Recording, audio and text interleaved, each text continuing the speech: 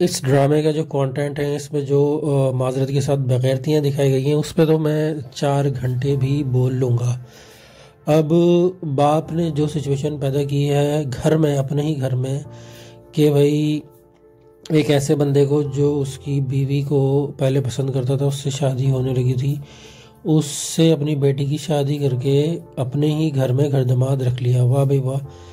Writer को दाद देनी पड़ेगी और हमें इनको थोड़ा सा ये याद दिलाना पड़ेगा कि राइटर हैं इसकी सिदरतुल मुंतहा। तो माशाल्लाह बड़ा अच्छा नाम है आपका, तो आप अपने नाम का पास रखें और कम से कम कुछ माशरे में ऐसी चीज़ें लिखें, ऐसी बातें लिखें, ऐसे मामलात, ऐसे इश्यूज दिखाएं जिससे माशरे में कुछ इस्लाह हो। इस ड्रामे से माशरे में क्या इस्लाह हो रही है, आप मुझे ज़रा बताएंगी।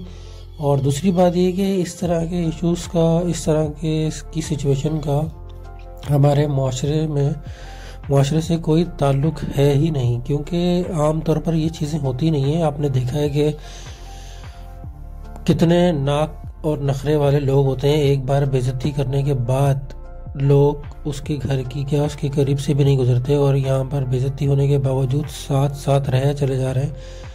बेइज्जती तो छोड़ें, आप अपने सगे रिश्तों में जब गलत फहमियाँ हो जाती हैं, छोटी छोटी बात पर गलत फहमियाँ हो जाती हैं, ऐसा हुआ भी नहीं होता, तो सालों एक ही शहर में रहते हुए, एक ही इलाके में रहते हुए मिलते नहीं हैं, देखते नहीं हैं, बात नहीं करते, और यहाँ पर इतनी बड़ी बड़ी बेइज्जतियाँ, इतनी बड़ी बड़ी बातें होने के बाद, इतनी एक्सट्रीम लेवल की चीज़ें हो जाने के बाद कि एक बंदी की उससे शादी हो रही थी और फिर वो दोबारा उसके सामने आ जाता है। यहाँ पर तो औरतें मचल जाती हैं, तड़प जाती हैं कि भाई नहीं, मैं नहीं इसके सामना करूँगी, इसने मेरी बेइज्जती की थी, ये बंदा मेरे सामने आ ही नहीं सकता। हकीकत में ये होता है।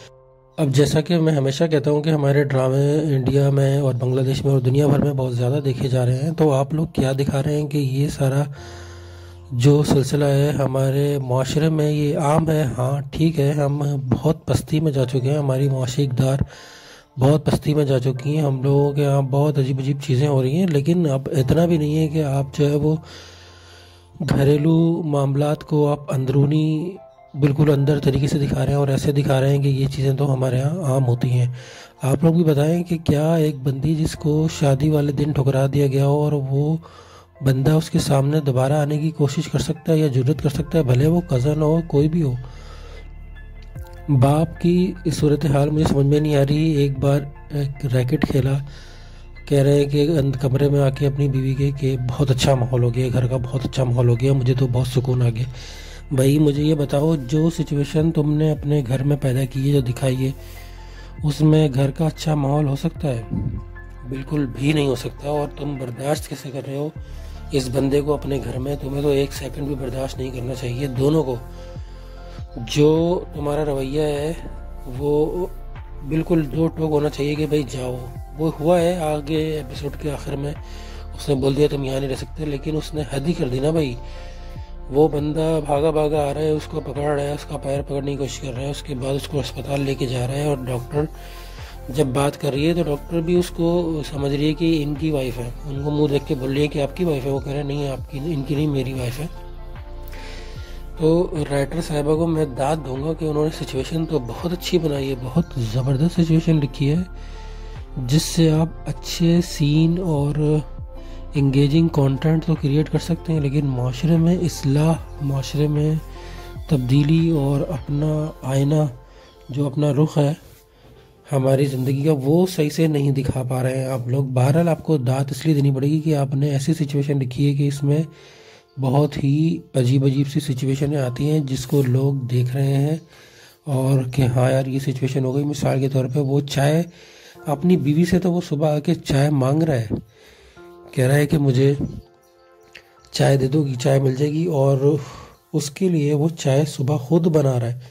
उसके बाद किचन में घुस के जनाब आली सब्ज़ी भी काट रहे हैं उनके लिए, और बताया गया कि नौकर ने कहा कि चाय बनाने पर मुझे मालिक ने जो है वो डांटा है, लेकिन नौकर साहब भी इतने ढीठ हैं कि दोबारा उनको किचन में लेके बैठे हुए और उनसे सब्ज़ी कटवा रहे हैं। ढीठ लोगों की कहानियाँ, ढीठ पना और हद से ज़्यादा ढीठनेस जो है वो ड्रामा में दिखाई जा रही है।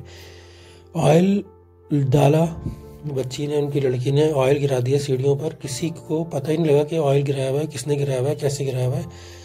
यहाँ पर इस स्टेयर्स पर जो बेडरूम से निकलते बाहर सामने ही है, यहाँ पर ऑयल का क्या काम, किसने ऑयल गिराया है, किसी ने उस चीज़ को देखा नहीं। उसके अलावा जो एक्सीडेंट दिखाया है वो बहुत नॉर्मली था, ना पेट के बल गिरी है ना कुछ हुआ है, और उनका मिसकैरेज भी हो गया। मिसकैरेज के बाद वो रोना धोना कर रही हैं, बहुत ज़्यादा रो रही हैं। वो सीन दिखाया नहीं क्योंकि डायरेक्टर ये सीन मैनेज कर ही नहीं सकता था, इसलिए वो सीन उसने बोला ये बड़ा हैवी सीन हो जाएगा, ये हम नहीं करते, वो सीन दिखाया नहीं। उसके बाद अगले दिन दिखाया कि वो व्हील चेयर पर बैठी हुई हैं और उनका फेस बिल्कुल नॉर्मल है और आराम से मिसकैरेज के बाद ना कोई दुख, ना कोई परेशानी और ना चेहरे पे कोई ऐसी तकलीफ, आराम से बैठी हुई है। बस एक प्लास्टर हो गया छोटा सा। अरे भाई आप लोग क्या कर रहे हैं? आप लोगों ने अल्लाह अल्लाह करके इस इंडस्ट्री को कहाँ से कहाँ पहुँचाया है, लेकिन हैरत है मुझे, मैं क्या कहूँ। मैं तो ड्रामा इंडस्ट्री से वाकिफ़ हूँ, मैंने काफ़ी अर्से काम किया है, लेकिन अब मैं ये चीज़ें देखता हूँ तो मैं सोचता हूँ कि मुझसे रहा नहीं जाता बात किए बगैर। हालांकि मुझे पता है कि बहुत से लोगों को ये चीज़ पसंद नहीं आएगी, लेकिन मेरा जो काम है, एक बारिश का एक कतरा समझें आप, कि वो बनना चाह रहा हूँ मैं।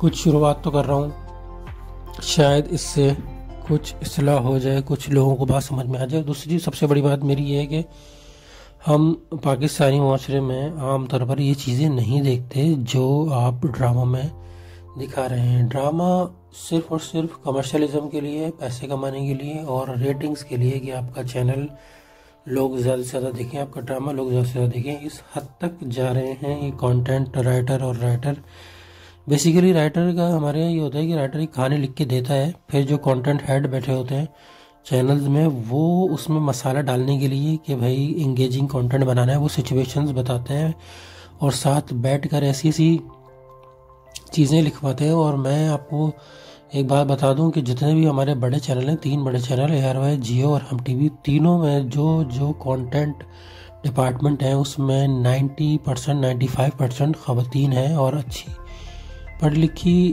ख़वातीन हैं हमारी इंडस्ट्री की, जो ये ड्रामे लिख रही हैं और उनको ज़ाहिर अच्छी अच्छी सैलरीज मिल रही हैं। उनको इस चीज़ का क्या सरोकार है कि हमारे माशरे में इससे क्या असर पड़ रहा है। हालांकि बहुत सी चीज़ें ऐसी होती हैं, ड्रामा से आप सबक भी ले सकते हैं, लेकिन जिस तरह की सिचुएशंस दिखा रहे हैं ऐसी सिचुएशंस आम तौर पर नहीं होती।